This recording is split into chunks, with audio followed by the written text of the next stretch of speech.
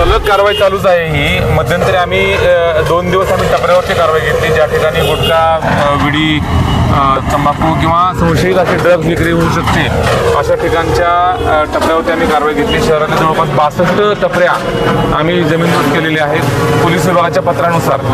आणि आता जे बार्स आहेत, जे अनधिकृतपणे हुक्का चालवतात किंवा अनधिकृतपणे त्या ठिकाणी काही संशयित ड्रग्ज वापरलं जाऊ शकतं, अशा ठिकाणी जे अनधिकृत स्ट्रक्चर्स आहेत, या स्ट्रक्चरवरती आम्ही कायदेशीर सर्व प्रक्रिया करून कारवाई करत आहोत। आता आम्ही ज्या कारवाया केलेल्या आहेत पोलीस विभागानं पत्र दिल्यानुसार केलेल्या आहेत, याच्यानंतर आम्ही पण तपासणी करू। जर शाळेच्या परिसरामध्ये असे काही आरेचे स्टॉल्स असतील जे परवानाधारक आहेत किंवा दिव्यांगाचे स्टॉल्स आहेत जे अनधिकृतपणे त्या ठिकाणी विडी, सिगारेट, तंबाखू विकत असतील, तर अशा जे परवानेधारक आहेत त्यांचे परवाने रद्द करण्यात येतील आणि त्या टपऱ्या पण आम्ही उचलू। आज कुठे कुठे कारवाई केली साहेब? आज आपण शहरामध्ये 2 ठिकाणचे बार्स तोडले आपण, मीरा द बार आणि हिलव्ह्यू बार अँड रेस्टॉरंट जे आहे, जो अनधिकृत स्ट्रक्चर होता ते अनधिकृत स्ट्रक्चर आपण तोडलेलं आहे।